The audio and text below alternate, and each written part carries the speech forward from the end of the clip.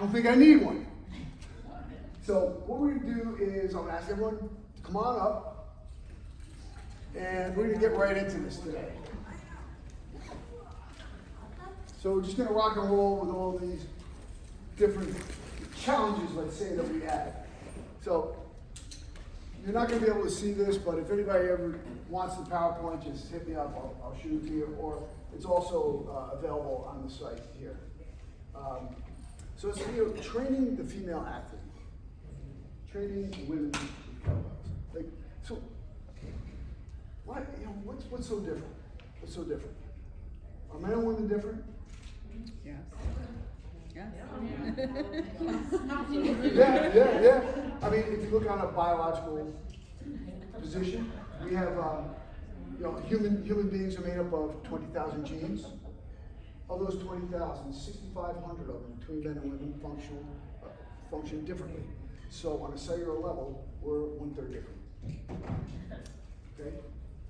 It just is what it is. So, women, when you get into these studies, women actually recover better, more quickly than men in certain aspects of training. So men can produce more for explosive load, but women can recover better. So you notice, it's funny, I would see this in my classes too, when I was running my classes, because we did a mix. Some days were more muscular endurance, cardio based. Some days were more power based. What do all the guys want to do? The power. What do all the women want to do? The muscular endurance. So, things that you need the balance. Everybody does need a mix of both. And one of the things that I find that, right, oh my goodness, thank you, sir. I hear it working. I hear it working. So I can actually save my voice somewhat. All right, oh, beautiful. You're the man. Dan is the man. It's here today. All right, now we're in business. Okay, so, if you've been here before, great. If you haven't, you'll see it for the first time, but the basic premise of our system is it's a minimalist system based on kettlebells, body weight, and dynamic tension. You can do it in a very small area with just minimal amounts of equipment. So, one of the cool things about the program is not only is it, that's my background, we'll get into that later. Not only is it important for continuing education credits, because it's recognized by just about every single personal training organization. In addition to that, it's the only one of its kind that is approved for continuing education credit for chiropractors and doctors of physical therapy. So they come to me for continuing ed credits as well. So it's a very science-based, restorative system that not only helps you with performance, but also with restoration and recovery. So it hits a lot of different gamuts. And we access all 5 components of fitness. Muscular fitness, including your explosive power, absolute strength, and muscular endurance. And of those, muscular endurance is the most that helps us with our active daily activities, right? So, cardiovascular fitness, when you're banging out a set of 60 swings, you get that going. We'll have you a nice complex today, you'll like it. Flexibility and mobility. If you look at a lot of the textbooks only speak to flexibility, but mobility, which is more important? I think they're both equally important. The flexibility is the stretchiness or sponginess of a muscle, and the mobility aspect is how far your range of motion is. How can that joint go through the movement? Do you have full range of motion? Can I reach all the way around? Okay. Body composition, body fat versus everything else. Okay. What is your mix? Neuromuscular fitness, that's the mind-body connection. Usually typically associated with yoga, tai chi, dance, things like that. But you also have that with this. When you're doing your balance movements, you have to have that mind-body connection. A little background on me, I'm a college professor. I have my master's in health and sports sciences. I've authored 5 books and contributed to several other ones as well. I owned and operated a martial arts and fitness facility for over 3 decades. And just got into kettlebells about 20 years ago, a little more than 20 years ago now. Long time. I was part of, I was certified by Paolo Tazzaline. He's the one who brought kettlebells over here from Russia. I was part of his instructor team. And then I branched out on my own. And, you know, putting together something that I think is very friendly toward group and one-on-one, as opposed to just one-on-one training. I've had the good fortune of training some very elite athletes and elite special forces. I worked with SEAL Team 6, I've worked with the Green Berets, I've worked with the Army Rangers, I've worked with police force. I train people get ready for the police academy. I've worked with professional NFL players, NCAA champions in wrestling and track and field. Worked with professional hockey players, and obviously a lot of fighters. So that's my main thing. I have black belts in 4 systems of the martial arts, and was a reasonably competitive fighter for a while. Was a Division I athlete in wrestling at University of Maryland, and then that brings me to the other Division I athlete right here, George. George, tell me more about yourself. My name's George. I've been training for 20 plus years now. I'm a former Division I football player. Had some tryouts in the CFL way back in the day. Short but fast. It's kind of nice. I'm a strength and conditioning coach. I'm a mobility specialist. I was obviously a master instructor with Phil. I'm part of the Animal Flow. I'm one of the regional leaders. I used to teach for stick mobility during COVID on IGTV, which was kind of fun for a little bit. I have a studio. Now I'm actually more of a corporate trainer now, so I hooked up with an investment firm, and actually I do 40 plus hours a week with them just on the iPad, which is kind of interesting now, you know, compared to, you know, having brick and mortar. But I spend most of my time with those type of clients doing either mobility or kettlebells with them, because that's what they need.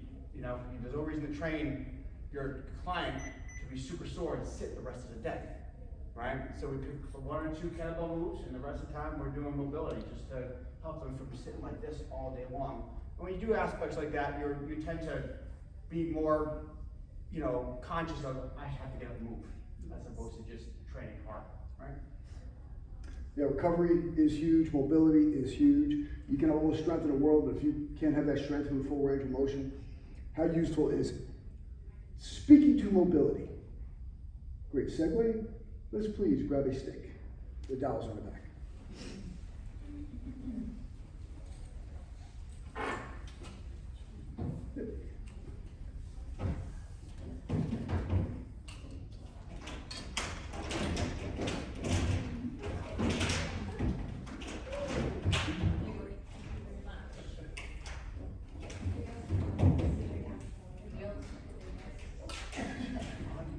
It's a good thing I know this stuff. All right. So I was saying, have staff will travel. These are a great 5-foot staff. It's just that, you know, you can't always take it with you, especially if you're flying on an airplane. But this one, you can. Yeah. These just came on the market. I put my first ad out on Friday. Back better bar, carbon graphite. Okay. Oh, you can take it right on planes, walk right into the, it's TSA compliant. So I've used it as well as a bunch of my clients walk right on the plane with it. So you're all good. So we want to focus on the 3 points. You hear me say this a lot, neutral spine all the time. The neutral spine is very important. Why? Because your spine is stacked up here, right? If your spine is stacked up, you have your vertebrae and you have your discs. If everything's lined up, you're all good. What's keeping them in place? Those stabilizers. Erector spinae, the multifidi. Erector spinae are the 3 muscles that go all the way up and down. The multifidi are the ones that connect 2 to 3 vertebrae at a clip. And those stabilizers help keep us in position. So you're also going to hear me say, squeeze the rhomboids. You hear us say, tighten the butt, tighten the gut. Back the shoulders, engage the lat. We're creating that cylinder of power. Anything we do relates back to this. So every session, we use the staff. Every time I get up in the morning, which I do every day, I grab the staff and stretch. First thing I do. How many people have cats or dogs? What's the first thing, what do you have, cat or dog? Both. What do they do when they get up? They stretch. Well, why don't we do that? Why don't we do that? Okay, take a cue from the animal kingdom. Okay? Get up, stretch, move the body, get the system going. So what we do, I call it the lucky 13 moves. We'll hit a couple of them with the full workout, but we'll hit all of them today. So want to go on the coccyx, thoracic, and back of the head. Coccyx, thoracic, back of the head. Maintain contact, all 3 points. The other thing is we want to be active here. What do I mean by that? Contract. Boom. Tighten the butt, tighten the gut. Squeeze those rhomboids. Feel where those rhomboids are. Squeeze. Neutral spine. Looking up here. Now I pull, pull, pull, pull, pull, pull, pull. Go down to 10 and 4. Tail at 4, head at 10, and come up. Squeezing into it. There's always some measure of tension involved. Pulling yourself down. Squeeze and up. Squeezing those rhomboids. You can keep going, putting tension on the staff. Good, good, good. Now, if you see what a little deep, the tendency is for everyone to go deep. But watch, if I do this, I go too deep. If I go too deep, I lose the integrity of my spine. Do I have a neutral spine anymore? No. In French, le no. Okay?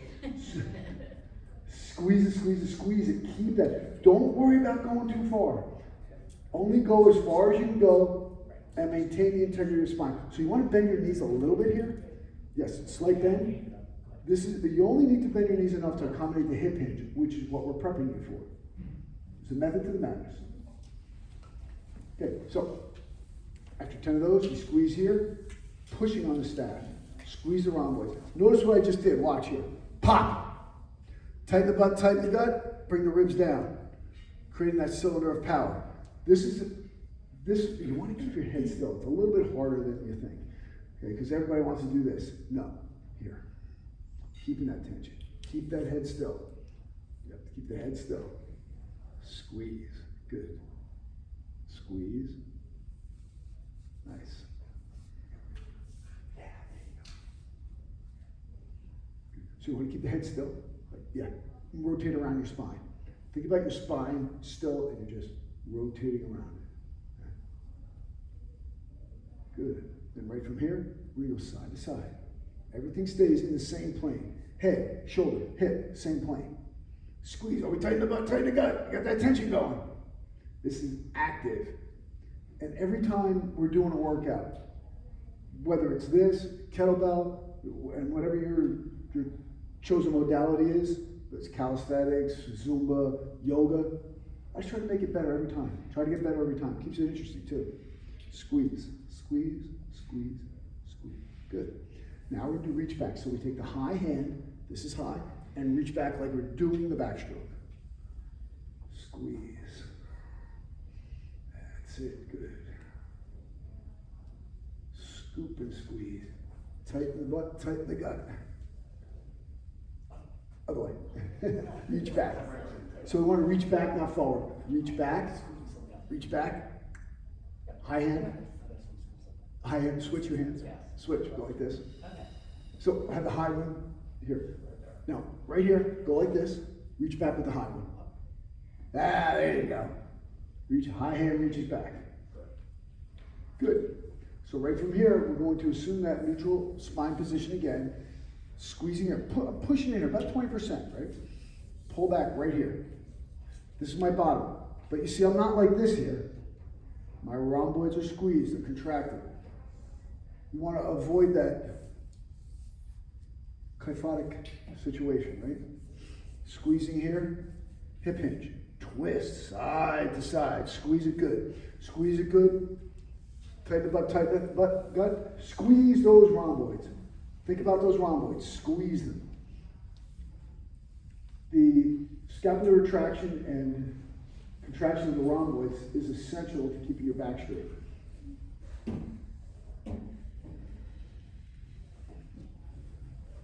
Good. Now we'll do some good mornings. So right from here, now we're going to lock the knees. People have a tendency to try to go too far with this, and then they lose their spinal integrity.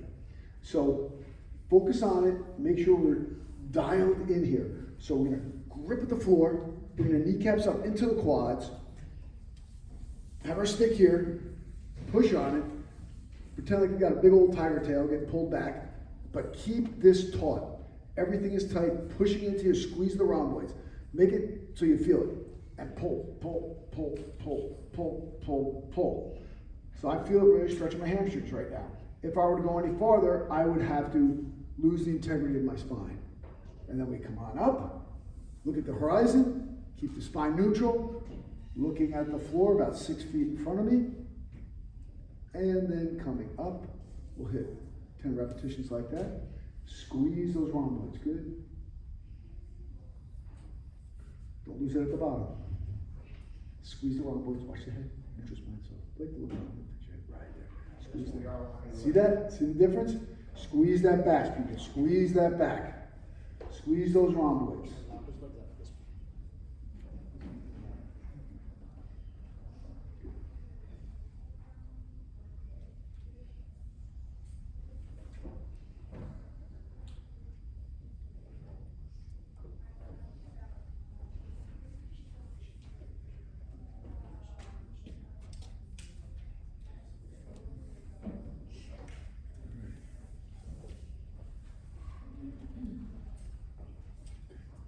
All right.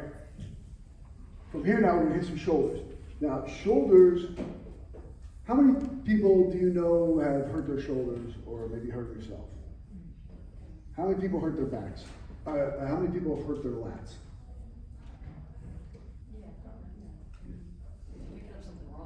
You hurt your back, but maybe but most people don't really injure the lats. Maybe strain them, but rarely do you hear an injury. Yeah. It's a bigger muscle, biggest one in the upper body. Let's use it. You ever seen the shoulder? Tons of little muscles. A lot of things go wrong there. Right? Because if you look at it if you look at all the different joints in your body, right? Every other joint either favors stability or mobility, right? Feet, stability. Ankles, mobility. Knees, stability. Hips, mobility, right? Lumbar spine, stability. Thoracic spine, mobility. Scapular region, stability. Glenohumeral joint, mobility. Neck, mobility. And head, stability. Hopefully we all can achieve that. That's good to have. So what we're going to do is we're going to access that back. So here, also, know where your belly button is, right? So we're going to go belly button to crown of head. I will tell you this, everyone laughs and people do it. Seems that people have like belly button operations, haven't moved, because keep missing that. So what we're going to do here is watch what I'm doing though. Watch what happens. Pop! See what happened? Bang! Why? Tap my shoulder, engage my lats, took the strength into the back. Boom! So I'm moving my back. The staff is at, this is called back bar, is at the belly button. And I'm dialing out here. See, I got some tension. You always want to have about 20% tension, right? And we try to pull the stick apart. Pull, pull, pull, pull, pull, pull. Squeeze into that back, focus, lock those elbows, squeeze the elbows, lock them, lock them, lock them. And then down, down, down, down, down, down. Good. Belly button, chest tall, and pull, and go.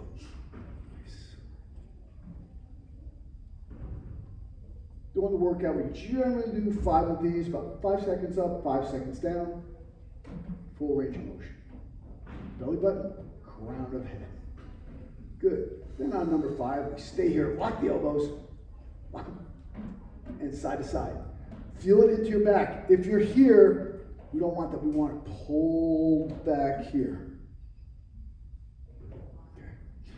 Okay. Just park this for a second. So, you may have some clients that can't get their arms past here. Does anyone have that? Okay. A little trainer hack, try this one out. I came across it just from happenstance, but I will share. So, what I do is I'll have, just hold a second. I'll have a client hang on a bar and just drop. This also works good for people who can't really seem to straighten out their elbows. Unless they have something wrong physically, they probably can straighten their elbows. And there's a rare occasion where they can't, they're just beyond their scope of abilities to address. But if you come here and let it hang, and if they can line up here, you get a good starting point. So what I do is I have them hang here, then I have them open up their hands, keeping the elbows locked, and then push up into it. Hold for a count of 5, and then relax, come back down again. This lets them know, develop that muscle memory, the neuromuscular connection between having your arms straight and back and engaging the upper back, as opposed to loading up their shoulders. And the more they load up here like this, the worse it's gonna be. They're just gonna make their situation worse. Because here, my structure is carrying the weight. My structure is carrying the load. You ever see anybody do a handstand? They don't do a handstand here, they fall over. Here they're fully supported. So I can have my hand, my elbow, my shoulder, my hip, my knee, my heel, in one line. This is where I want to be. Make sense? Yeah. So that one has helped me help out other people with their shoulder issues. Okay? So now we've done these, did our 10 here. So we come down here to chest level. Now you may have to repack the shoulders again, right? Yeah. Because we want to know that ears are shoulder poison. Keep them away from each other. But what's the first thing that we do as humans when we want to get something heavy? We do this, right? We shrug. No, pack the shoulders, engage the lats. Right from here, we go side to side, like we're going down a pipe. Going down a pipe, side to side. Good. Putting that tension, we're still pulling out on this stick. Boom, pulling out. This one we do 20 repetitions each side, really hitting those stabilizers. On your knees or your knees soft? On these, I'm gonna have some measure of tension. I'm not like 100% dialed, but yeah, great question. Everything's taught. Okay, now, this one we're going to push in. All the other ones we pulled out. This one we'll push in. So we start in the horizontal position. Again, pack the shoulders, engage the lats, squeezing into the back. Think about the rhomboids. We lock our elbows and push. Go to the vertical position. Come down to the horizontal. Vertical. Horizontal. These are done, all these movements are done purposefully.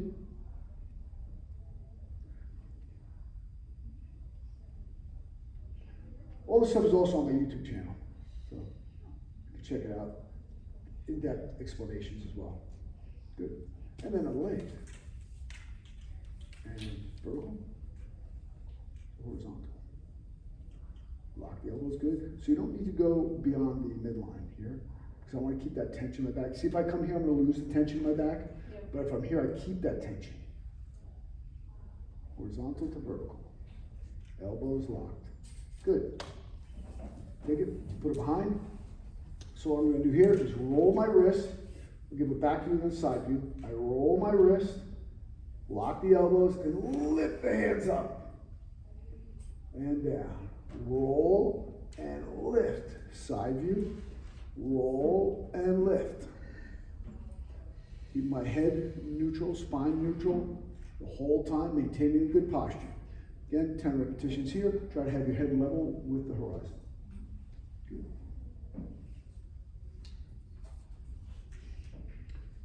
Last one here.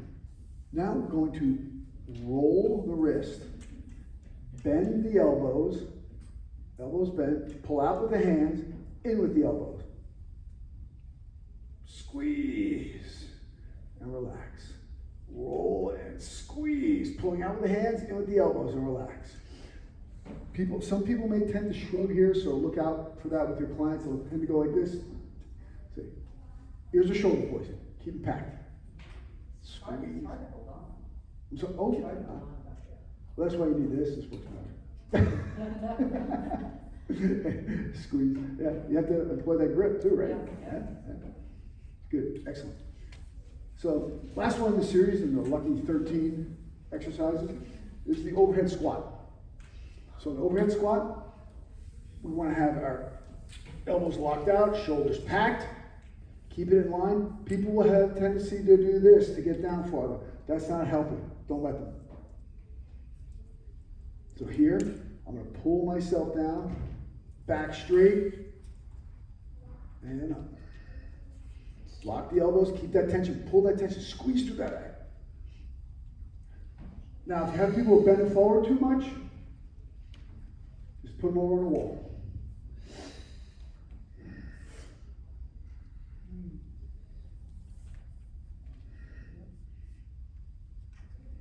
Now do face the wall squat. They will get lower and lower as they develop the strength there and mobility. Any questions on that? Awesome, good stuff. And the staff's away.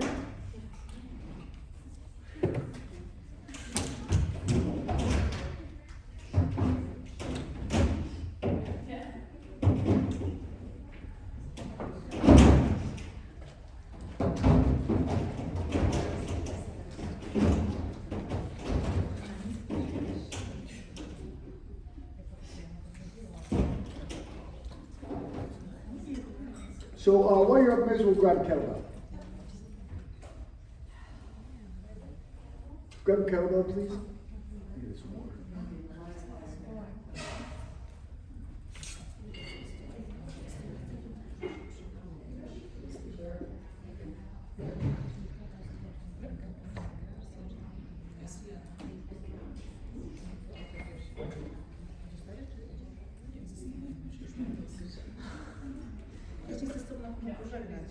Nie uciekaj.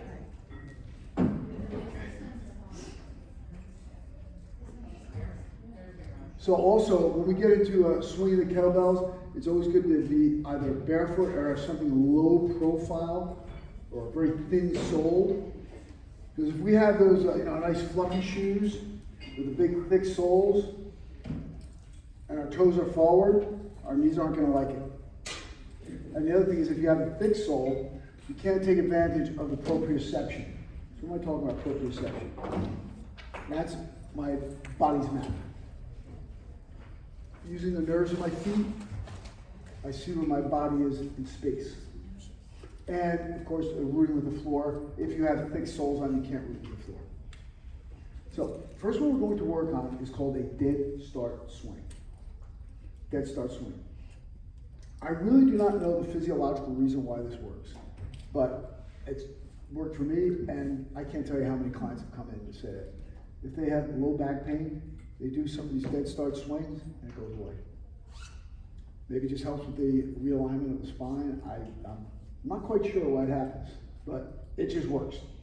So, every time you're starting to swing, and a swing is a ballistic movement. Now, when you're dealing with kettlebells, you have three types of basic movements. You have the ballistics, the grinds, and the mobility movements.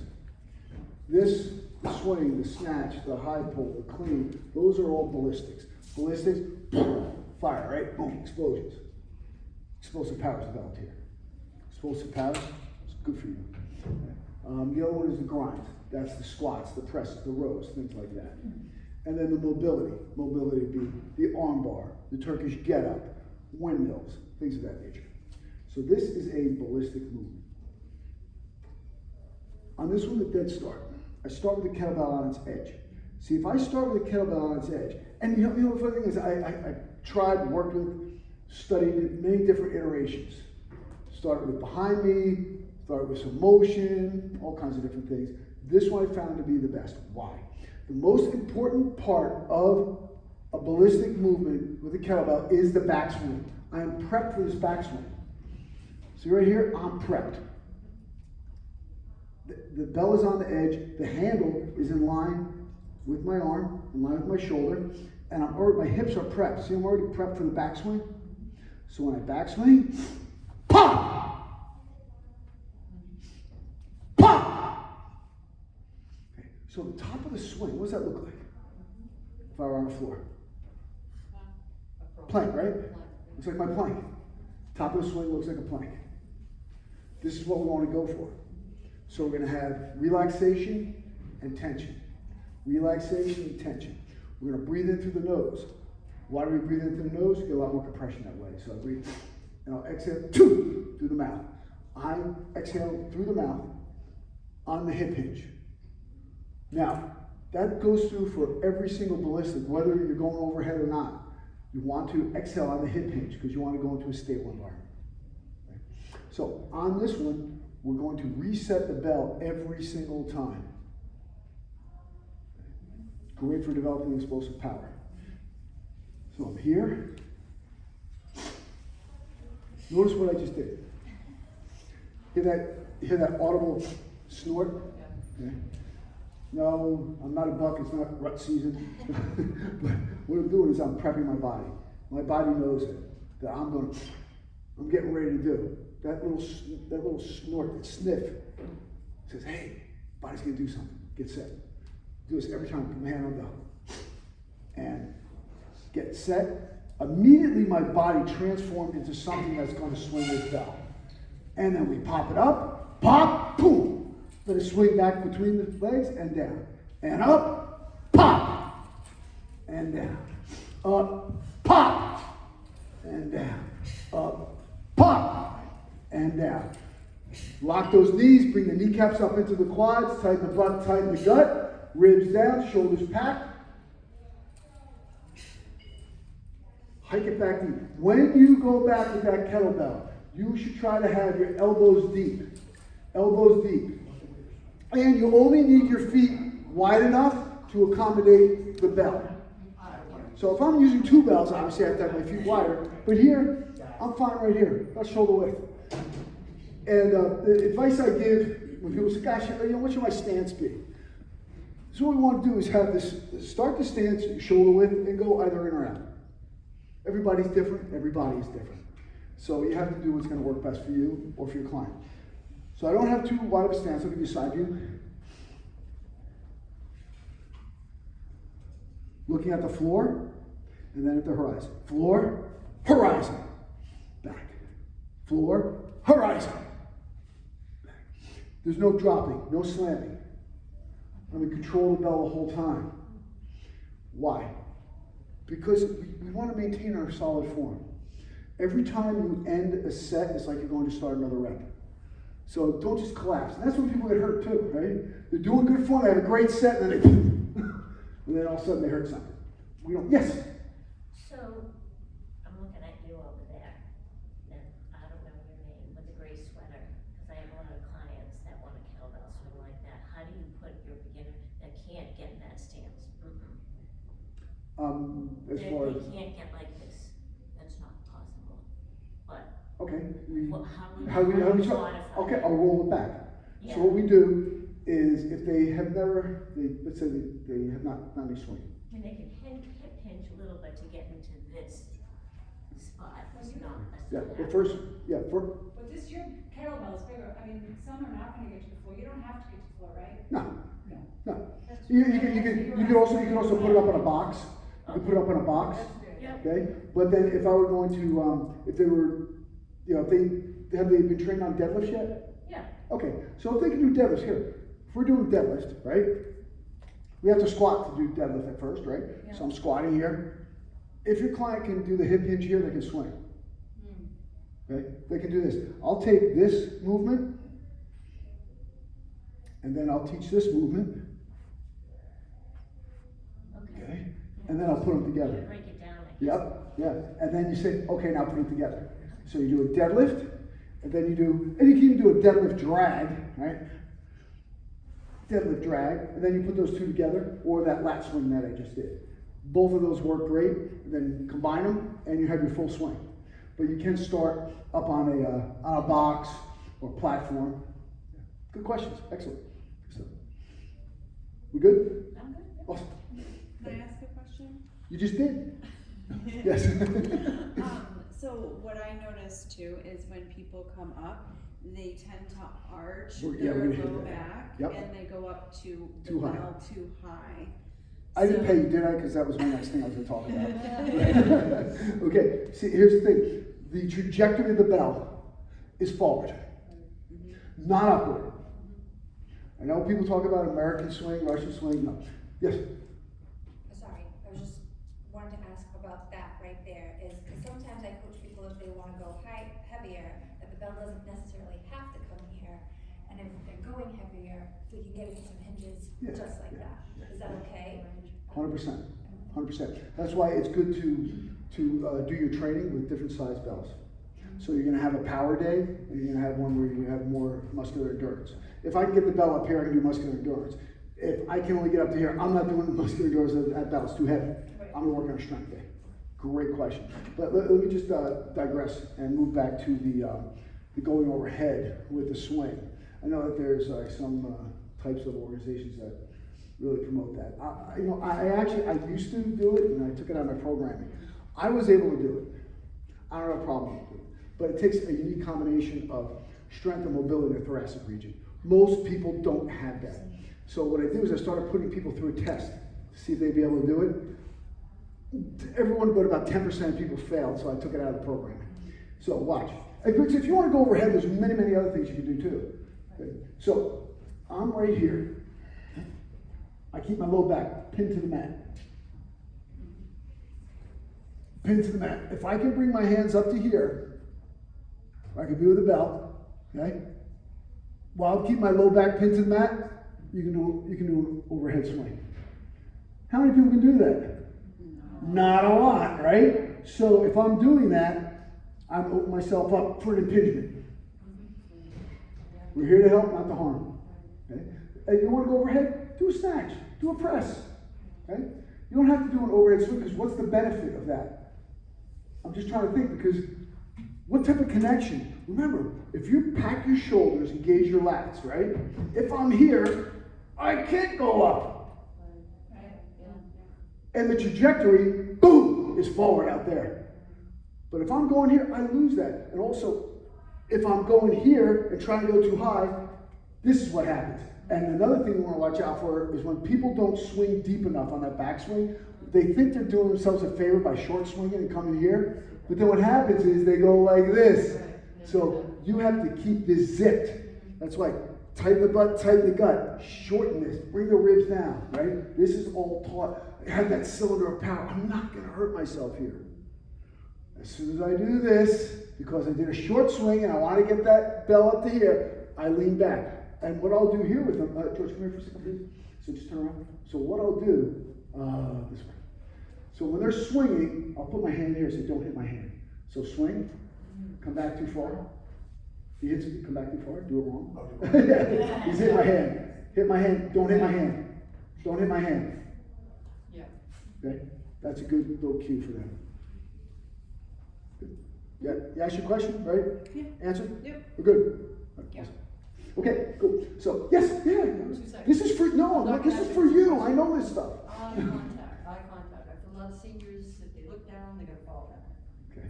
And what I do is I'll say, look in the mirror, so that way that you're eye level. Your eye level, you're coming up. Okay. And that way there, I know that's, I think, make sure your head is aligned with your spine. Yeah, Or, I'd be cautious with that. yeah. If they're, because when they look here, people tend to crane the neck.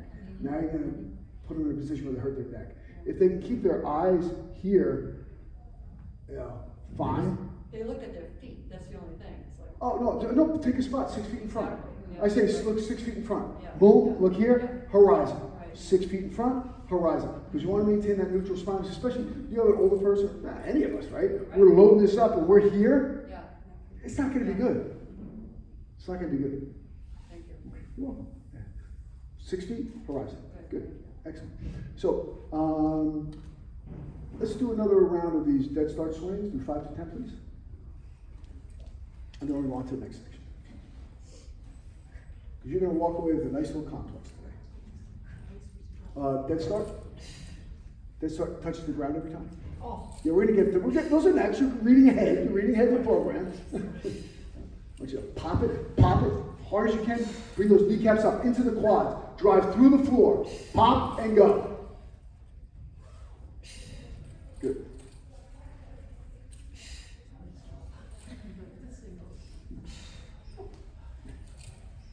Great. Now, when we're talking about weight for a kettlebell, I want you to go as heavy as you can, as soon as you can. As long as you know you or your client will not be hurt, because you want to realize the full benefit of the bell. Because if you're, it's easy to use your arms. If it's a light bell. And people say, oh gosh, I want to start off with light to get the technique. Now, as long as I know the person's not going to get hurt, I'll up the weight. Technique gets better as the weight increases. Because it has to. It's all hips and grips with this. You don't want to use your arms. Your arms are like ropes. So we're going to a two-hand swing. It's what we just did, but it's what you just did, right? Yeah. You just keep going, continuous. So on this one, We're gonna hike. I'll give you a side view here.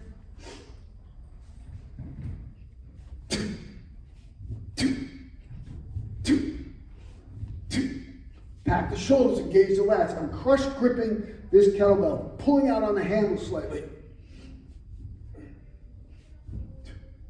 Oh, wait a minute. I can't believe how horrible I am. I'm a bad person. I didn't tell you all the parts of the kettlebell, did I? Other parts of the kettlebell? Yeah. Oh. There's parts. We got parts. Yeah. Here's the base, here's the bottom, here's the horns, and there's the handle. Okay, all I need to know. Next step. So that's those are the parts. So when they say, grab the handle, grab the horns, bottom up, whatever the case is, those are the parts. So all I need to know. So, what do we do on that? Notice where my elbows were. Elbows into the thighs. Floor, horizon. Floor, horizon. Now, with the seniors, what you want to make sure, if you're worried about them falling forward, have them pull that butt back. So when they come here, boom, like sitting in a chair too far behind you. Right? So that's how we have them do that. Okay? So let's hit 10 swings. Breathe. Good height, chest down a little deeper, chest deeper. Look at the floor. Look at the floor. Oh, there you go. That's it, nice. Pack those shoulders, squeeze those rhomboids. Tighten the butt, tighten the gut. Take the glasses off. Or they'll come off themselves.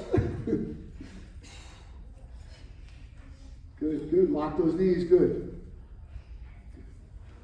So what we want to do is, even when we're putting it down, keep this. Okay, keep this. Pack the shoulders, engage the lats. Okay. Especially, if you're working with seniors, right? Nobody wants this. Okay. So next one we're going on to is a single hand swing. Now, single hand swing is just like the dual, except it's with one hand. But I always bring up my other hand. 2 reasons. One, it helps me keep my shoulders square, because this is going to be the tendency. A lot of rotation, we don't want that. Uneven load, right? But you want to move the hips in the same plane. Everything stays in the same plane. Shoulders, hips, same plane. Okay? We don't want to twist and rotate here. Okay? So it's going to be here, and I bring the other hand up. That helps keep my shoulders square. The other thing it does too is it preps me for when we do the hand to hand. So I don't have to think about it. And how do I know? Because I made those mistakes. I made the mistakes, don't make them. You go like this, and then you do it hand to hand, like, oh, right? And then So, you switch it down here. yeah, right? And then you switch it down there, which you don't want to do that. You want to switch it where it's weightless. Right? You don't want to switch down there, it's too heavy. So, single arm swing, we prep ourselves, get a little inhale, right? Have my hand back here like I'm riding a Bronco. I'm looking at the floor, hike the bell. 2, 2, 2, 2. And for now, we can park it, or I'll show you this. 2. Okay. If you want to change, see it's weightless? Right there. Or we can do the pancake flip, but we'll get into that in the next movement. First, we're going to work on single arm, do 5 to 10 each side. Yeah, I'll show you. Yeah. We'll review. Yeah. Either pancake or Yeah, I was pancake. always told this. When people do this, it's like, well, You can do either one. is that They're okay? both, yeah. Okay. Yeah. I like to catch and release. Yeah. Yeah, so I pull back on it. We'll go with it. All right. Pack the shoulder. Okay, so, good question. Okay, we have a really good question. I'll wait till they're done. Yes, both. Yeah, yep. And then when you flatten it out up top though, don't have, yes. Now, you can put your thumb there. Yeah, and then flatten it out. There you go, beautiful. That's the way I actually prefer to do it.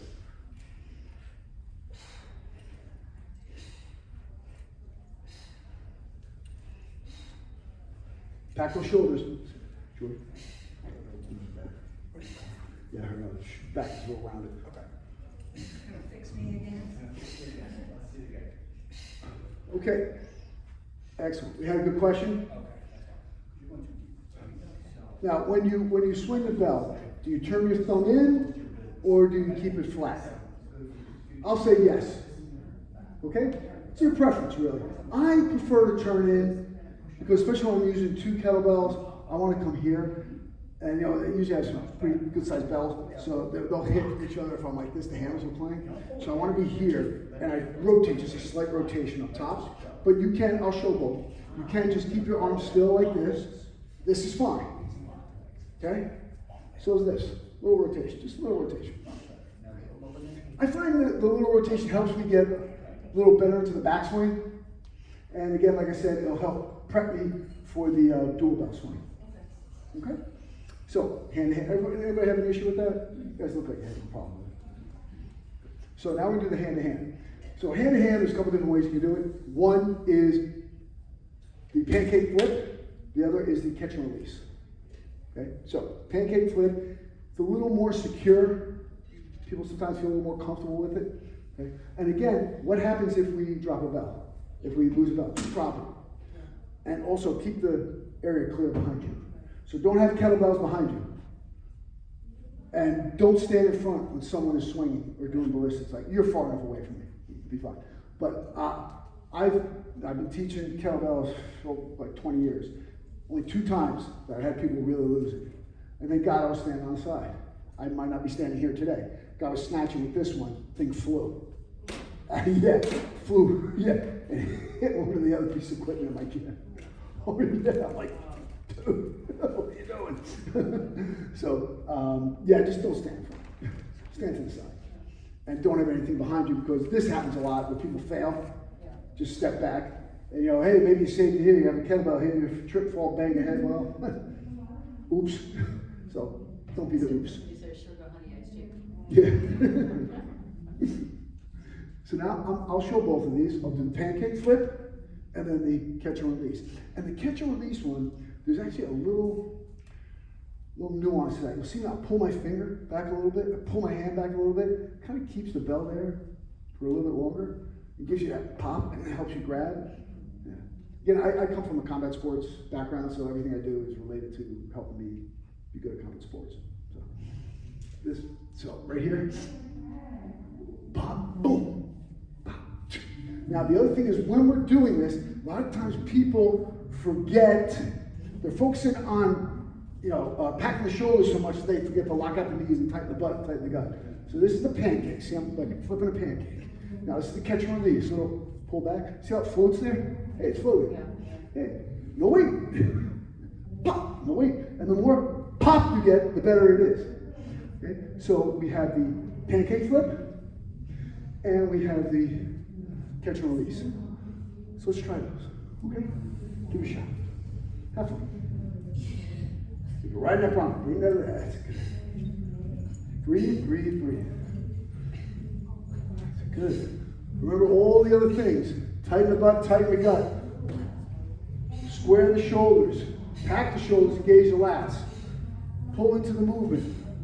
Eyes on the horizon, eyes at the floor. About 6 feet in front of you. Focus on the breath.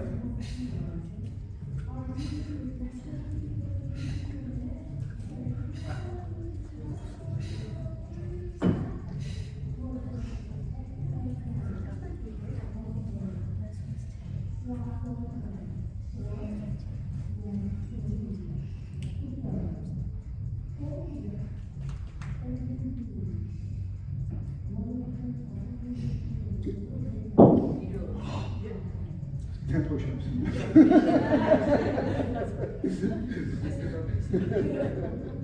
Okay, so I know I promised you a combination. This one is, people love this one. And you want to start off, when you're first teaching this, 5 one side, 5 the other side. 5 each side, hand to hand, 10 together. Next level, 10 one side, 10 the other side, 10 each side, hand to hand, and 20 together for 60 swings. So you either do 30 or 60 swings.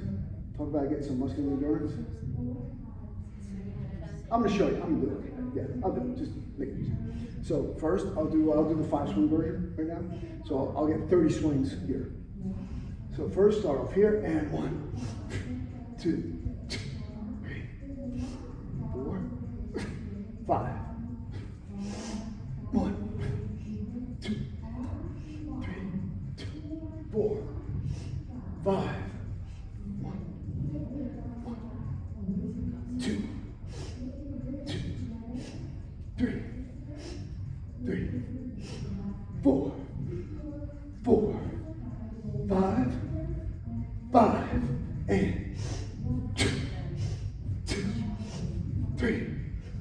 4, 5, 6, 7, 8, 9, 10.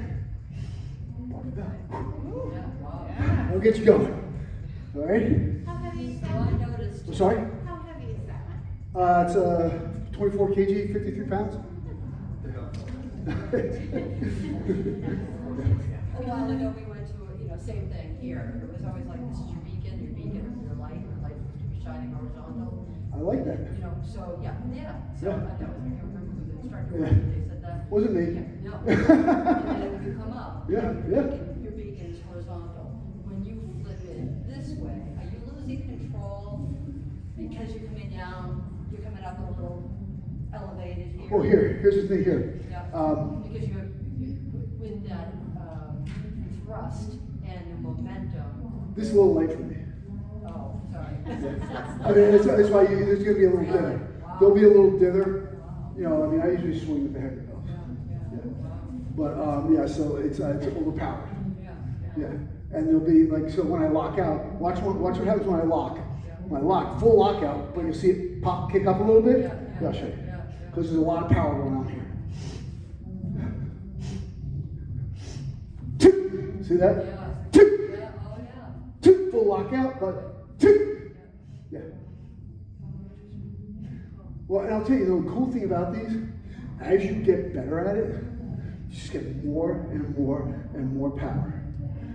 And you can actually get more out of even a smaller bell because of the way you're able to engage your whole body in every movement. I mean, I honestly, I'm in love with these innocuous little black balls. Just incredible. So let's try the combination. Remember? 5, 5, 5 each side, 10 together, total of 30 swings. And 10. Yep. 5 singles each side, 5 hand-to-hands each side, 10 together. Lock out those knees. You don't have to go so deep. You don't have to go so low. Hike it. Put the elbow in the thigh. That's it. Lock it all the way up top. Lock it. Take that butt up top. Take it. That's it. Take the butt up top. Good. Squeeze it.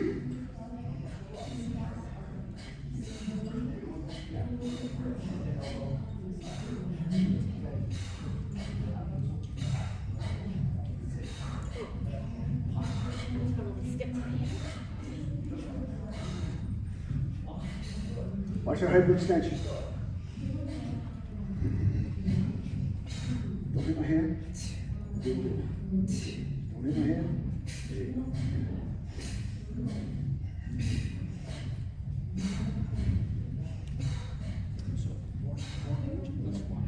Oh, yeah. I like that. Yeah, so because that's a lot of pressure on Yeah, that's good. follow. So it's like, my dad, my kids right to me, like, no, right? Same thing, right? Together. All right. Just about this one. Overall strength. Overall strength. What do you think the best movement for overall strength is?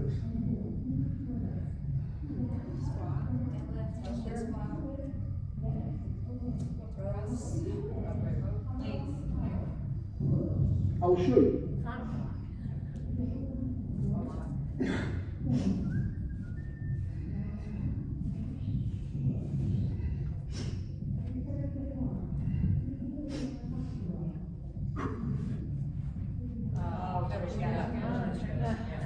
Are you gonna do a half, or are you gonna do a full? Half. Full. Yes. Oh, yeah. With giant. 2. 1, 2, 3. Own each position. Own each position. Own each position. Own each position. Own each position. Own each position. Hip hinge. Slide, slide, slide. Own it. Don't drop here. See my elbows locked? Elbow. Roll back. And there you go. Sorry? Okay, so in 2010, I wrote a manual for NASM. I think it was the first kettlebell NASM. First kettlebell manual they had at NASM. And most of the movements had anywhere from 2 to 4 images. This one had 16. Just give you an idea. Okay? Oh, if you go onto my Bodybell site, you can get a free manual download, and it has this all images. Yeah. So yeah, there's a lot of moves to this. Okay. So first, when we do our get up, we'll do a naked get up. No, it's a family thing. We're keeping our clothes on. We're just not using the kettlebell. Okay. So what we'll do is I'll face this way, and everyone follow me. George, front, please. So we're gonna start here on the back. No bell, no bell. Naked get up. No bell yet. You get the no bell prize. Okay. So roll to the side. We're all going to start on the left side. We'll do both sides, don't worry. So here, roll to the back. Take the right foot tight to the glute. Left leg out to the side, dorsiflex. Press the kettlebell up, 2 hands. My head is off the mat. I have my abs contracted. I take my left hand. I karate chop the floor on a 45-degree angle.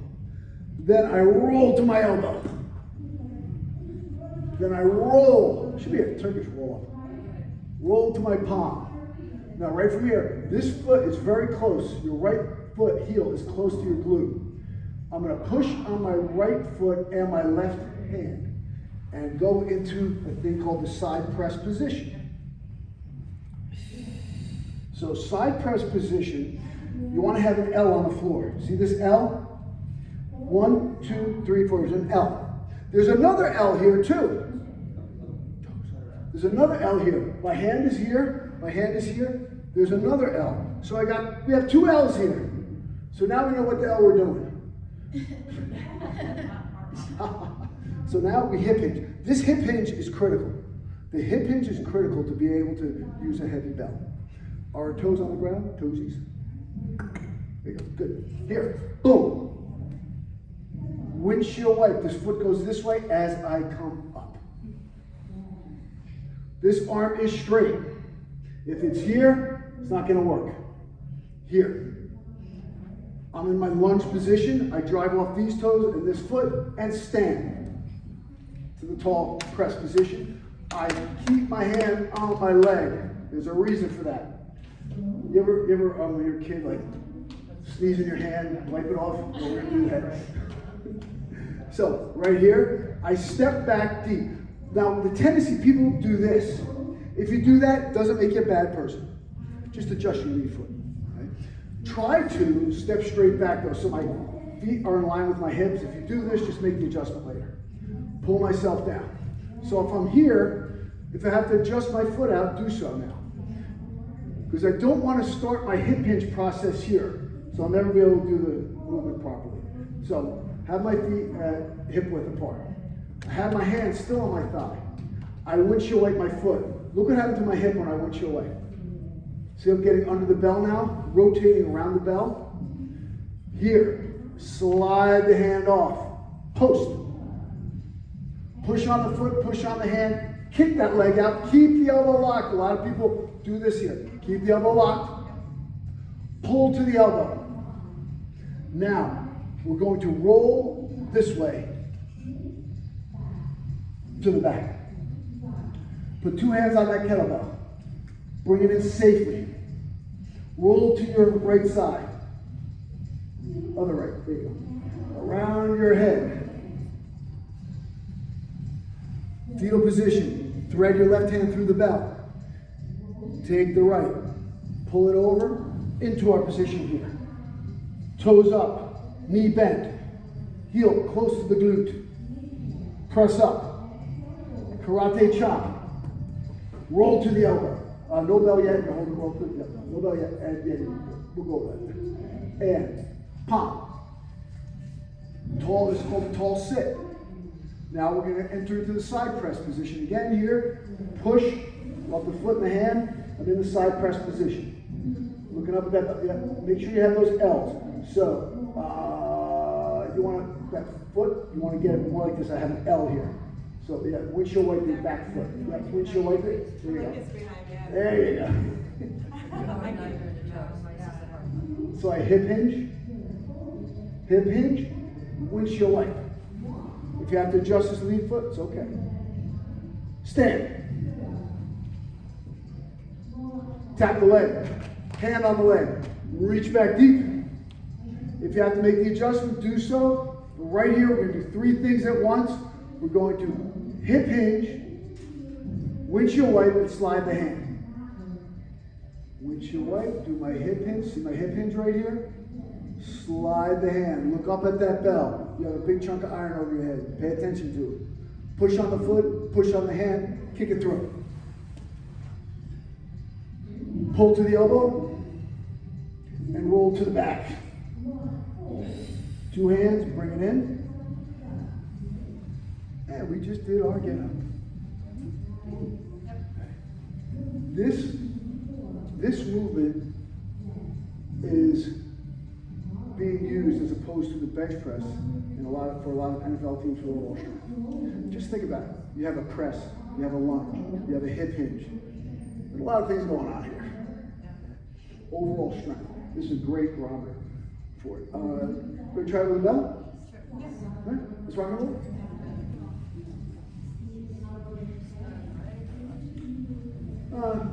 Start with the right.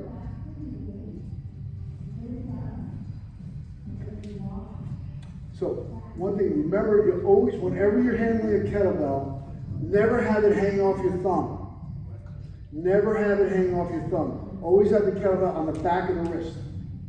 Never hang it off your thumb. Yeah, watch your wristwatch. Yeah, I used to flip mine around.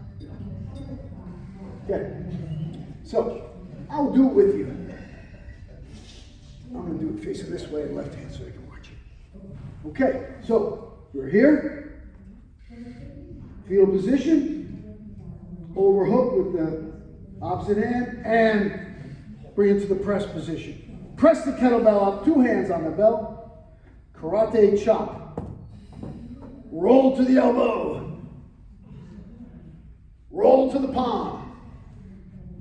Push on the foot and the hand. Boom. Get in our double L position, toes on the floor. Back foot should have toes on the floor. Hip hinge, nice. And windshield wipe, tall. Yeah, have that foot out. That's why I have foot toe. Put that foot out more. The lead foot. Yeah, there you go. Good. Elbow locked. Elbow locked. Above the head, back a little farther. With your hand. Yes. And stand. Tap the leg. Step. Or reverse lunge, right? If you have to adjust this foot, do so. Windshield wipe, move the foot, hip hinge, slide. Remember this is locked up here. Your wrist is straight, your elbow's locked. Kick the leg through. Roll to the elbow. And roll to the back. 2 hands on the belt, bring it in. And roll to the side. Give yourselves a hand, it's awesome. We do have 2 sides. Can't ignore the other side. Wouldn't be good. All right, otro lado. Here we go. Roll. Press. Karate chop. Roll to the elbow. Roll to the palm. Push on the foot. And kick through. Side press. Make sure those toes are on the ground, the back foot. Yeah, like that. Hip hinge. Windshield wipe. Tall kneel. And stand. Lock it out. Tap the leg. Step back. Windshield wipe. Slide, slide, slide. Keep looking at the bell. The floor is there. You don't have to look at it. Kick the leg through. Pull to the elbow and hold. Roll to the shoulder. Park the bell. And roll to the side, safely fetal position. And now, clap through the other side of the body. All right. Excellent, excellent work. We only have a few more minutes left. So I want to see if there were any other questions. So you guys have been great with the questions. I love it. Hit me with some more stuff.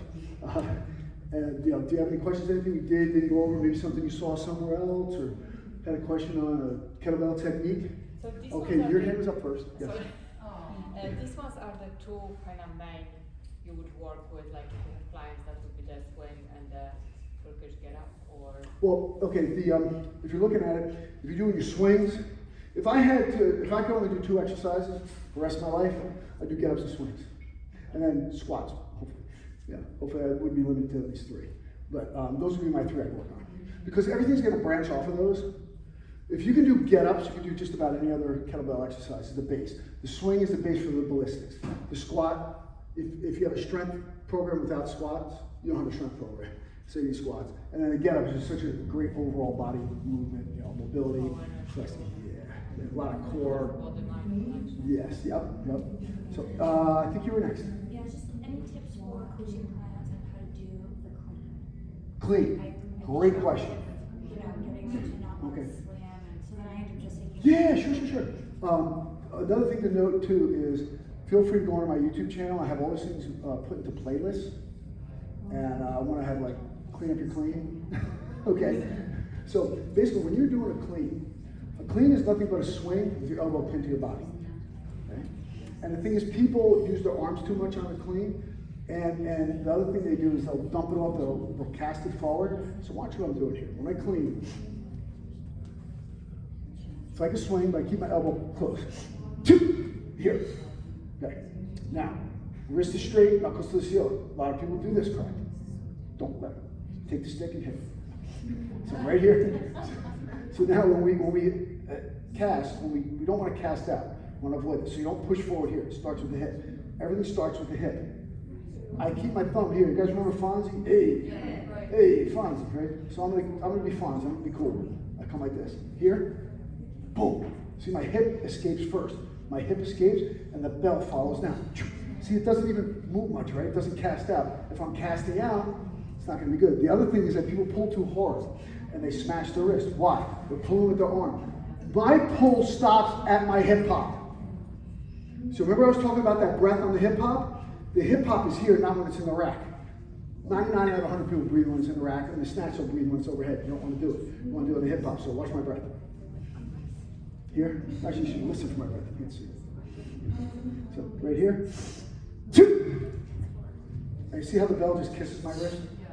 Okay, I will tell you this, first 4 months of using kettlebells, my wrist was beat up. So I learned how to do it right. Okay? I went through the same thing that everybody in this room did. Okay, so I'm here. Escape the hip. Escape the hip. Now it should look the same with that size belt or this one. Escape the hip.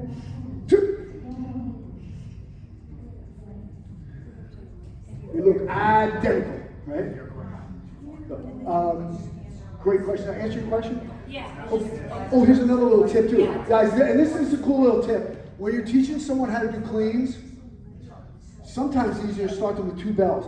Because if you notice they're wiggling their body a lot, have them use 2 bells and then go to 1 bell. It's one of the few exercises I teach with 2 bells as opposed to 1 to begin with.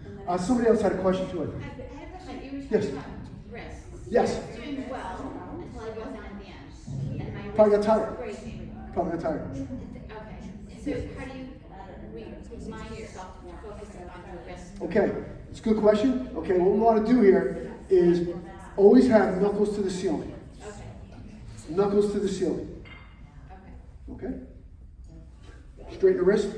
And you got all those things on your wrist that's gonna bother you. Yeah.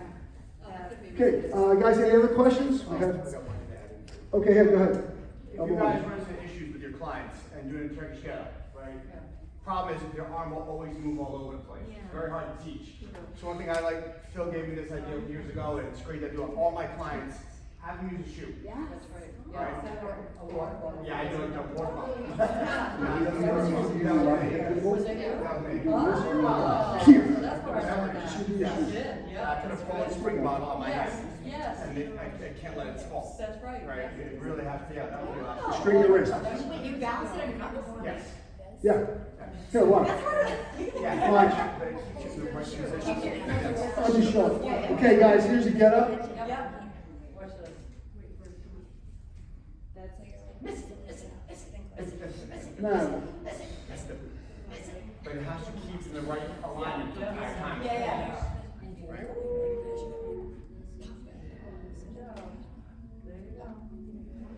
So better.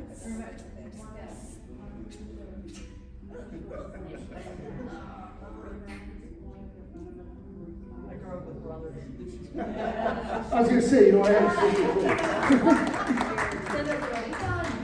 Baby, catch me. Hey guys, can I get a team picture before everybody scoots? Yeah. All right, great, excellent. Great job, team. Yeah.